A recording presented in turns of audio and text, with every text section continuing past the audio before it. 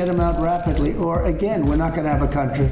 Since Trump took office for his second term, we've seen a lot of this. President Trump's massive immigration crackdown. ICE agents are arresting nearly 800 people every day. This nation is under distress. Clashes over President Trump's ICE raids. Rallies across the country opposing President Trump's agenda on the day of the president's military parade. But amid the arrests and deportations, there's this one weird story. Nearly 60 white South Africans were admitted into the United States. It's part of President Donald Trump's resettlement program for white Afrikaners. Farmers are being killed. They happen to be white, but whether they're white or black makes no difference to me. It's a genocide that's taking place that you people don't want to write about. Donald Trump's administration is aiming to bring the first group of white South Africans to the United States via its refugee program as soon as next week. What are we doing? Earlier this year, Trump brought in 59 white South Africans on Priority 1 refugee status, just a few months after basically blocking new refugees from coming into the US entirely. It's almost certainly got to do with Elon, who might, maybe, perhaps, also be the rogue ex-employee who made 3 a.m. changes to Grok AI so it'd be obsessed with white genocide. We don't know for sure, I guess. But if we're not 100% about that little detail, we do know what the bigger picture is here. Trump, Elon, and the Afrikaners they're bringing in are taking advantage of a huge flaw with how liberalism handles justice. A flaw that lets white supremacists call themselves victims and somehow gets people to listen. A flaw that also, conveniently, also makes it either too late or too soon for things like reparations. We're talking about historical justice today.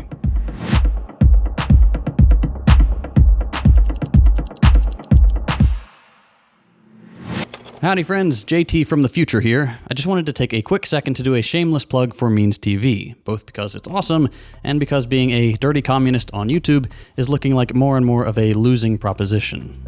If you're not familiar with Means, it's a worker-owned cooperative and explicitly anti-capitalist streaming service. You can find everything from my videos to original series like Means Morning News to feature-length documentaries like Abby Martin's Gaza Fights for Freedom, with more amazing content being added every day. I've been working behind the scenes to help turn Means into a place that's both worthwhile for viewers as well as offering financial security for socialist creators in an increasingly reactionary political landscape.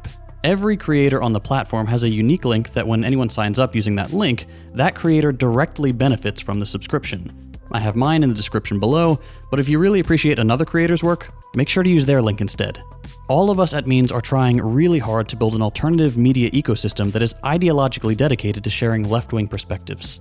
With Means TV, we're able to say things the way they are. No pulling punches, no beating around the bush to trick the all-seeing eye of the algorithm. Means gives us the freedom to make the content we really want to make and say the things we really want to say. There's even a community forum where creators can engage with each other and fans right on the platform. As a little thank you for watching our channel, if you sign up with our link, or another creator's if you prefer, you can get your first month 20% off. Or for an even better deal, you can opt for the annual plan and get the whole year 20% off. A full year of Means TV will run you less than $90, which is like the cost of a single DoorDash meal these days. Every person who signs up using a creator's link is directly contributing to the financial stability of that channel and the entire cooperative media project. None of this would be possible without the generosity of viewers like you. Means TV is entirely grassroots funded, and it always will be. So if you'd like to help support our work, consider signing up for Means TV using the link below. It really does help the team here at Second Thought and dozens of principled socialist creators across the platform. Thanks for your support. All right, back to the video. On the one hand, the political goal of this refugee thing is obvious. It's white supremacy. After making immigration near impossible for black and brown people, cutting off foreign aid, and generally making life more dangerous for millions of people in the global south, that a handful of completely fine white people are the only ones getting help is sending a clear message.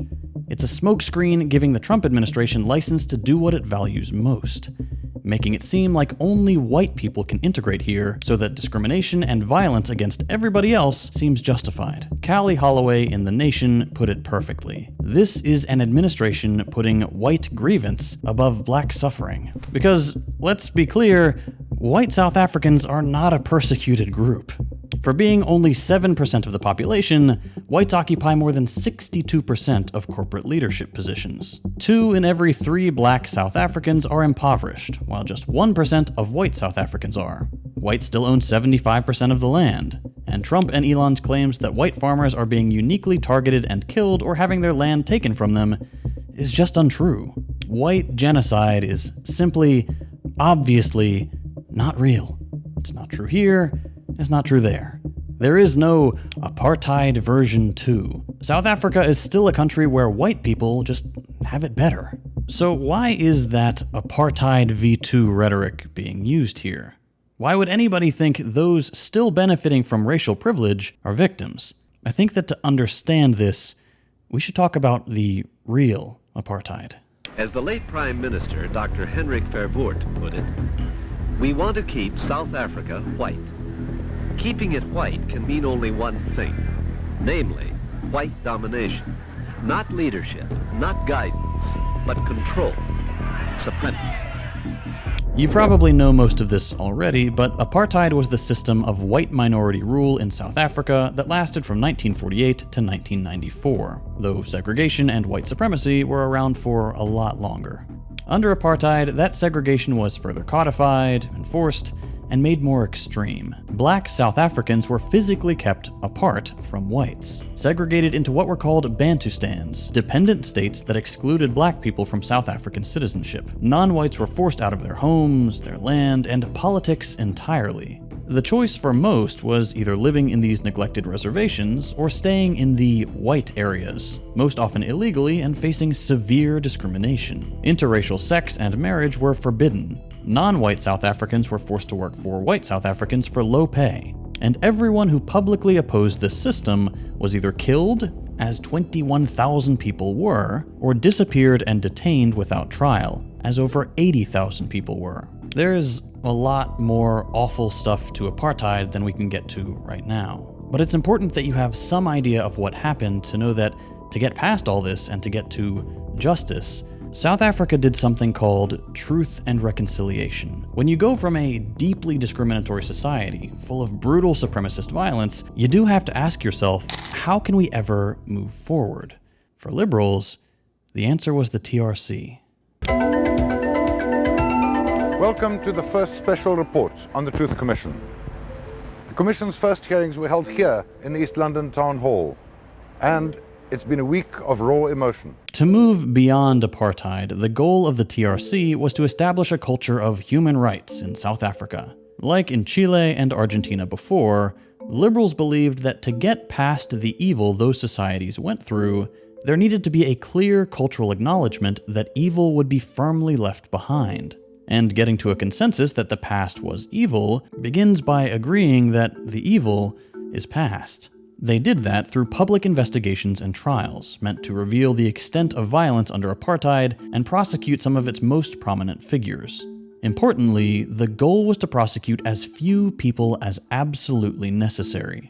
Only the amount that would make the past system universally immoral and give space for victims to lay their grievances bare, while showing that the new society was different. These trials would not be a purge or a thorough investigation of guilt.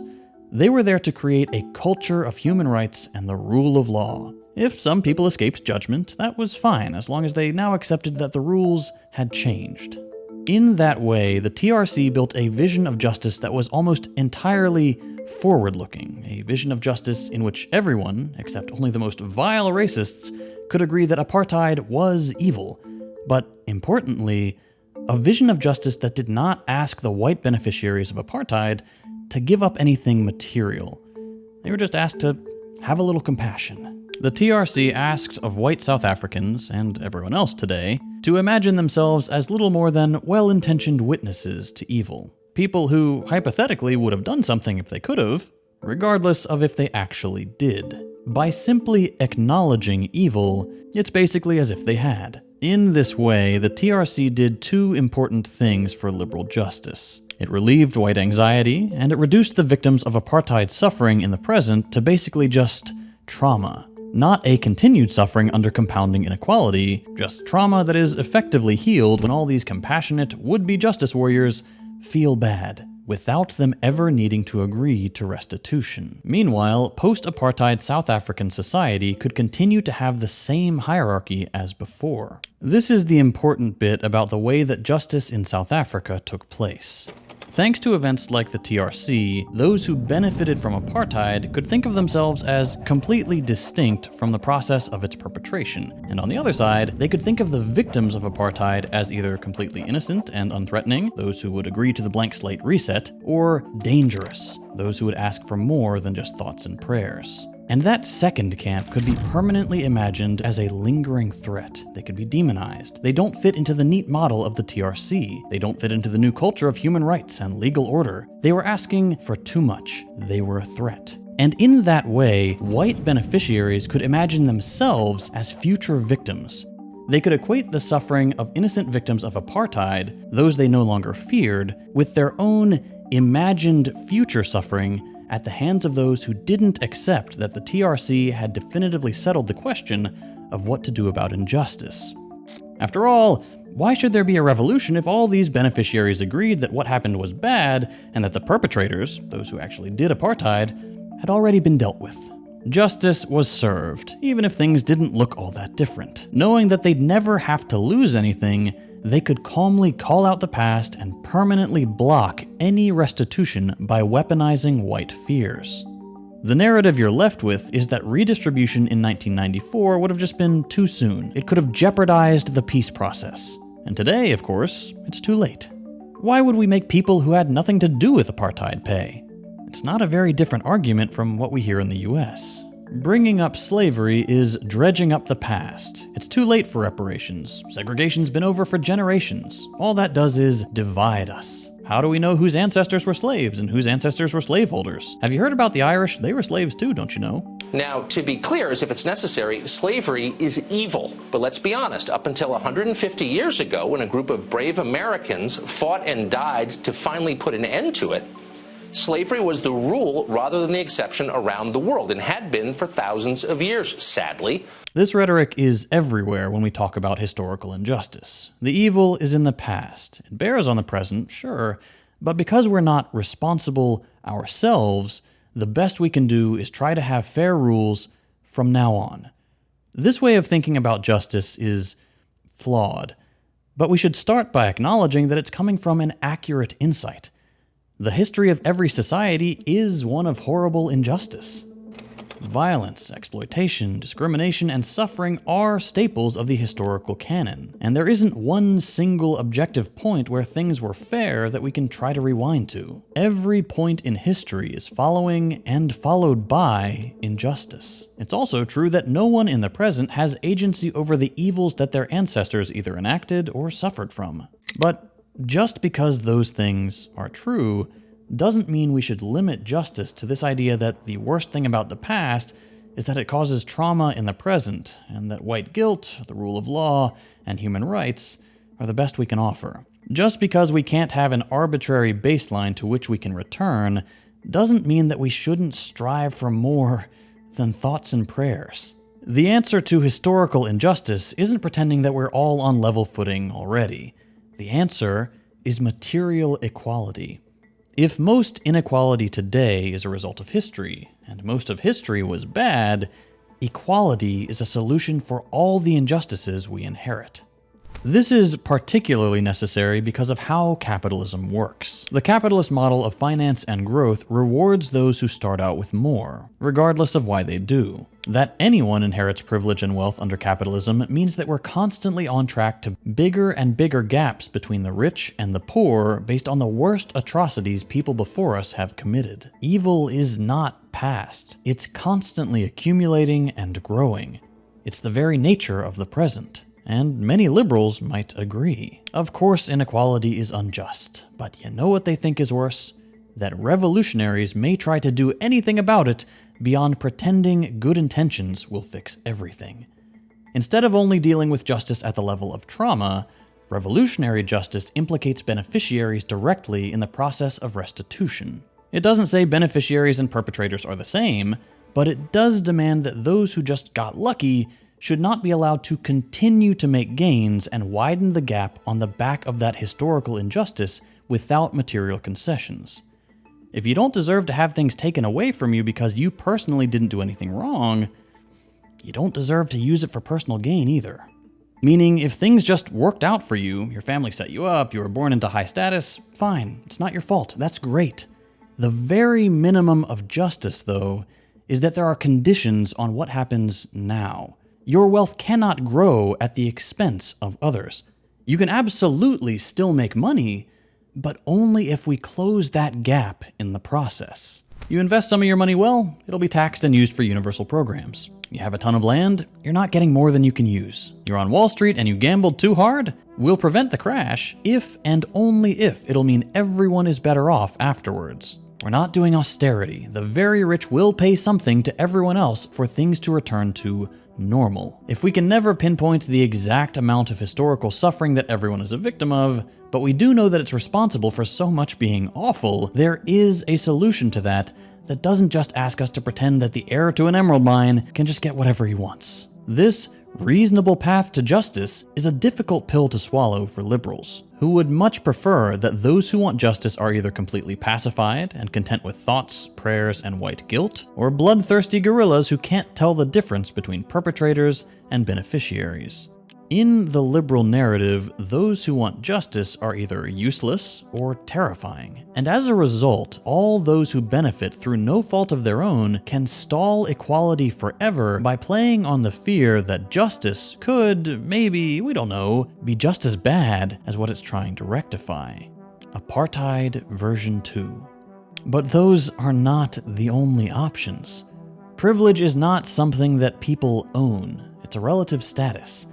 And that relative status is not a right that anyone is entitled to. If you have wealth held in assets that are only valuable so long as everyone keeps going along with capitalism and doesn't make too much of a fuss, there is a cost to that inequality. Students could always stop paying their loans back. Mortgage payments can be paused. Boycotts can last pretty much forever. If the whole process of transitional justice was based on doing the least possible to get political stability, what if political stability suddenly depended on much more than admissions of guilt? What if it actually depended on real material equality? So much history led us to where we are today. Why should only a few keep the gains of injustice?